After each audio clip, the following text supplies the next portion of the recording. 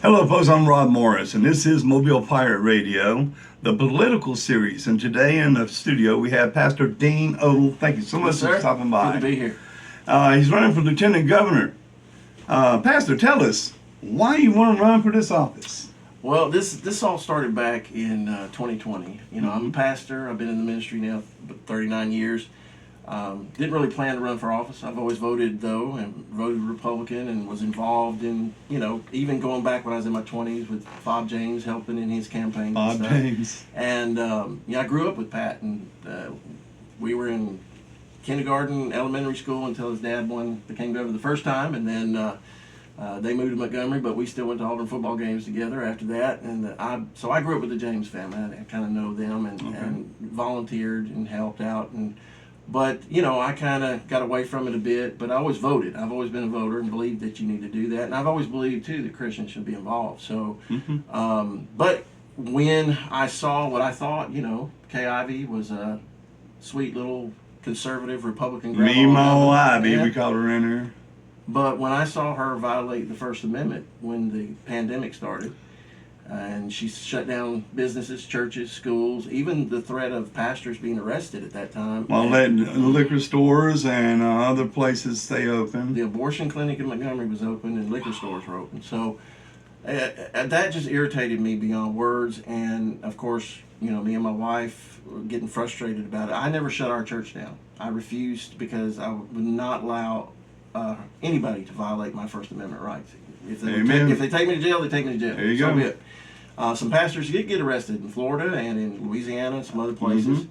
But anyway, I just, we got frustrated, and my wife said at one point, she goes, "What do we do?" And I said, "Well, apart from just praying and taking up arms," I said, "we actually run for office, try to change things." And there you go. She said, "You pointed at me." She said, "You could run for governor." I said, "Oh, yeah, right." That's dreaming big right there. Yeah, but I walked in my office to get ready for church the next day, and I just felt the Holy Spirit come on me and say, "That's exactly what I want you to do." And I was also angry at that time because nobody was talking about the early treatment protocols, ivermectin, and all that. And people were dying. Right. And President Trump made that public in March of 2020.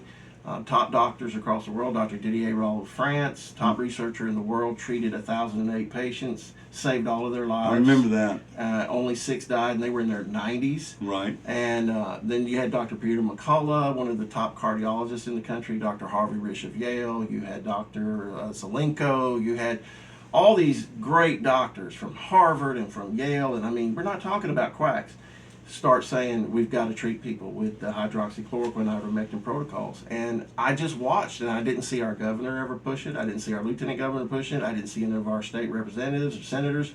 Nobody.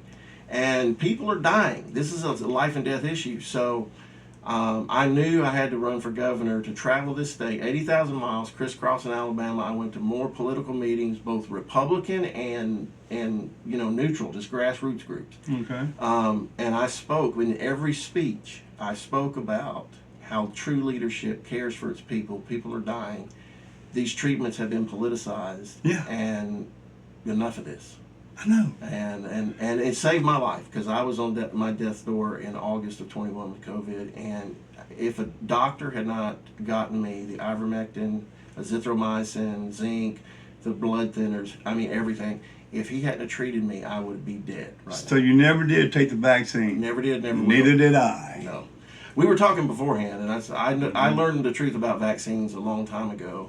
But like I did a podcast. I used to do a podcast every Tuesday night from my church and called Prophecy Quake, and we'd go for 2 hours live. And I talked about the mRNA vaccines in 2015 and that they were going to be pushed upon us, forced upon us, and dangerous.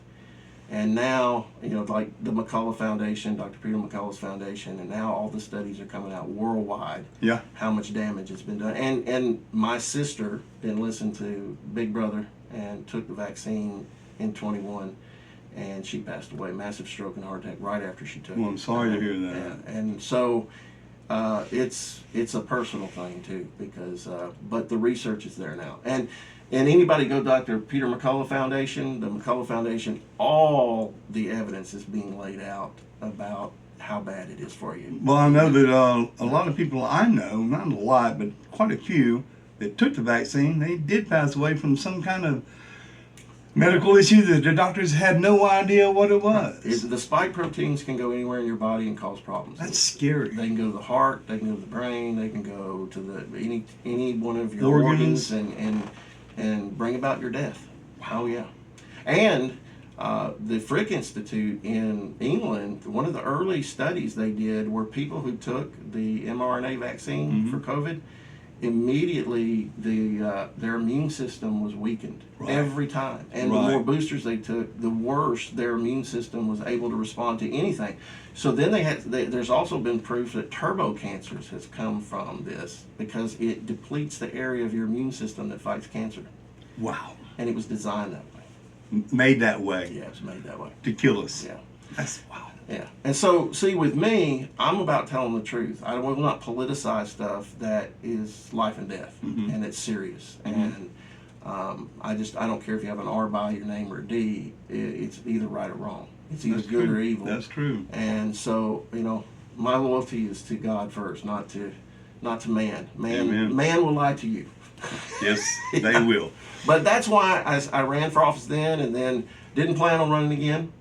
And 24, I was at a Bama Carry meeting, and it's a weird place to be because you're not in prayer and you're not having a spiritual moment. But I was at a Bama Carry meeting, Prattville, and I just felt the Holy Spirit come. I said, "I want you to run for lieutenant governor." Didn't make sense to me at the time, like a lot of things, but I just learned over my lifetime of 40 years now, almost following Jesus, that you just do what He says.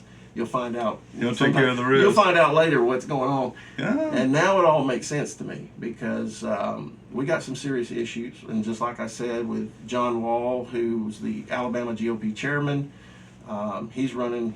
He stepped down to run for lieutenant governor against me. And I have nothing against the man, but he's got some serious issues because he had a ticket, a Tennessee driver's license in 2023.